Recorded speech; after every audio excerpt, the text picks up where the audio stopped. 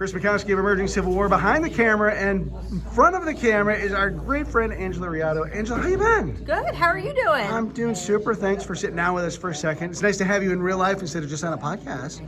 Now, you're working as a historian for the Defense Cooperative. I can't. No, Defense Security Cooperation Defense Agency. Security Cooperative. I knew I'd messed that up. And I messed up Dana Shove's title earlier today. No, it's good. It is the agency that handles all foreign military sales and work with allies and partners for the Department of Defense. Now, you have come out to the East from your time out in Kansas. Yes. How's it been here in the East? I love it. Good to be back. I'm from Pennsylvania, so it's good to be close by, and I love DC, so happy to be here. Now, are you allowed to tell us some of what you do, or is it one of those things that's like if you told us you'd have to kill us? I can tell you a little bit.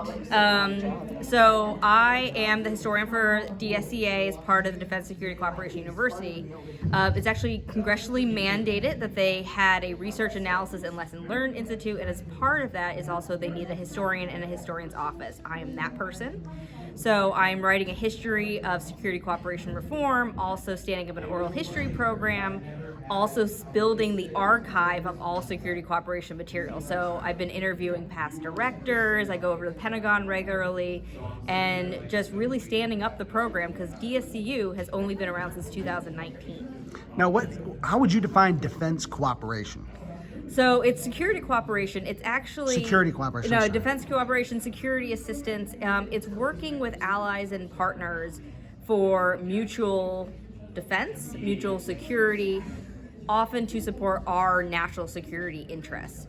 So think about Lend-Lease of World War II. Think about I work for the Charles Young Institute. So Charles Young, would you think, is one of the very first defense attaches to Liberia back at the turn of the century. So making sure that our allies and partners are trained, they're educated, they have the equipment they need to do their jobs, and if we do go to war, that they're on our side. Now, you came here to the McCormick Institute to talk a little Civil War stuff, which is your first love, Yes. your true love, right? You had a fairly grim story to share with us about POWs and the weight they carried afterwards. Tell us just a little bit about that.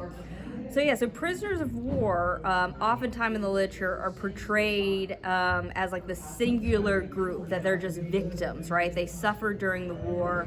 And that's not the case at all, right? They are a very diverse group. They're at different camps. They serve at different points, but they do understand that they are different from other veterans because they went through something that only 8% of all Civil War soldiers went through, and that was captivity.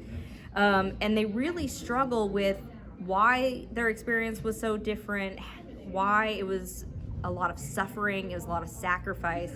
And from the time they get out of prison to their time they die, or largely like the 1920s and 1930s, they really struggle with this and they try to make sense of it. And it is a lot of darkness. Don't get me wrong, there's sometimes I mentioned today that you have to step aside from reading them because it is so dark. There's people dying, people suffering, starving to death, dying of dehydration, dying of disease. But there's lighthearted, right, where they try to take care of each other. They resist in small ways. There's guys who actually make instruments so they can entertain each other in prison. So it's a different experience I think you get from studying Civil War veterans, and they're really an important story. But yeah, it is dark at times. And you mentioned the thing that surprised me the most was there are certain motifs that show up in their writings, which tended to be, I guess my takeaway was they would put these things in ways to get eyeballs, because they know people would be attracted to a story about such and such. Tell me a little bit about these motifs. So yeah, I do a little bit of literary studies where you see these motifs, these tropes that come up. And one is that they're useful plot devices. People are going to recognize them. They've seen them in maybe other more popular stories. So their capture, their escape. They have bloodhounds, which often come up as tracking down these escaped prisoners.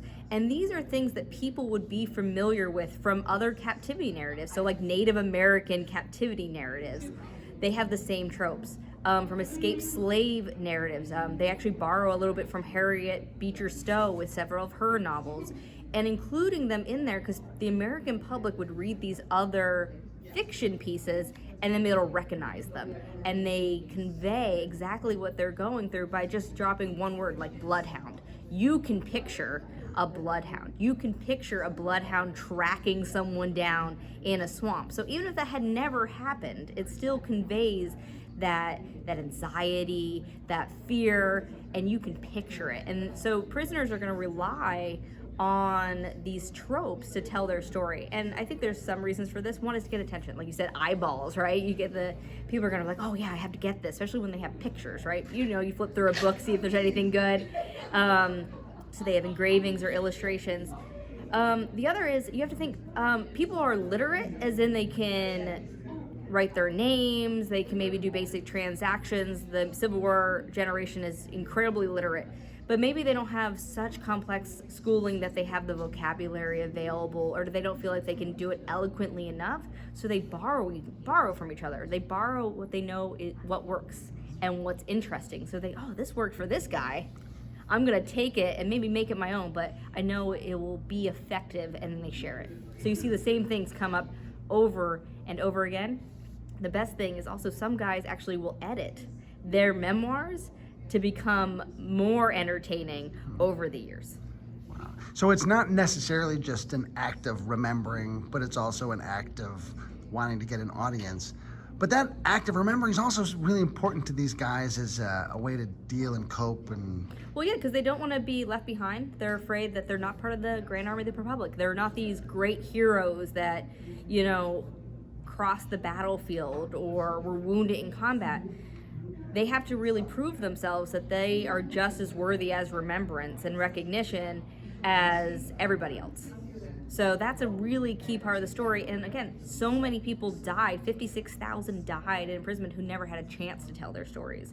So making sure that even those are remembered, that they're not just headstones in Andersonville anymore, that they actually have names, they have faces, and they have stories. So I think it's a real important reason for why they chose to tell their stories. Another thing, I mentioned pensions briefly in my talk, is prisoners of war, it's very difficult to get pensions.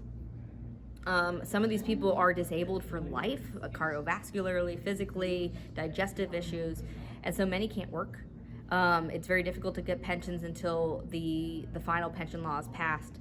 So this is a way for them to make money, to sell their stories, to sell editorials. So this is, you want to sell, right? So you're going to include things that are more interesting, or if you know that something has sold well, you might borrow a bit.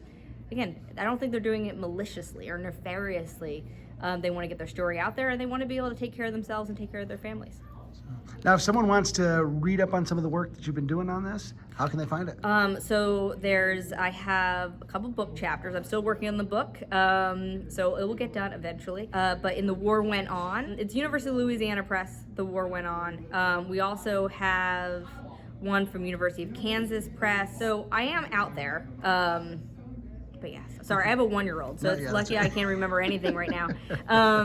But yeah, it is out there. You can find me online. And then you're choosing what I think might be a hard row to hoe, but gets to this sort of multi-layered, multifaceted Henry Wirz. Yeah, he's up there. So Henry Wirz, I think, you know, he's another person that's given, I call them flat characters, right? He doesn't have a lot of layers to his story. It's not very nuanced. He's very much either the villain or he's the victim, right? He's the scapegoat. And so I really want to look at his story and see, like, who is this man? Why was he the way that he was, or why is he depicted the way that he was? And how do we see his story and his memory unfold? So one of the things I like to share about Henry Wirz is a lot of the prisoners will say that he curses a lot, and swearing is a sign of being dishonorable, right? You're lower class, you're unwanted. And they said he would greet them with swears, like swearing as soon as they got to the gate. Well, one, he's supposed to have only a couple thousand prisoners and 13.5 acres, and they're sending him eventually 33,000 at one time. It's going to be 45,000 total. So I would swear too. Also, he had his arm shattered in an early battle in the Civil War, we never amputated. So he is in constant pain, right? He can barely lift his arm because it's so painful for him. So again, maybe that's why he is so angry. So he's strapped for resources. They keep sending him more people. And of course, he's in constant pain. Another thing is he's a foreigner, right? It's very easy to scapegoat him as he's non-American, right? He's the outsider.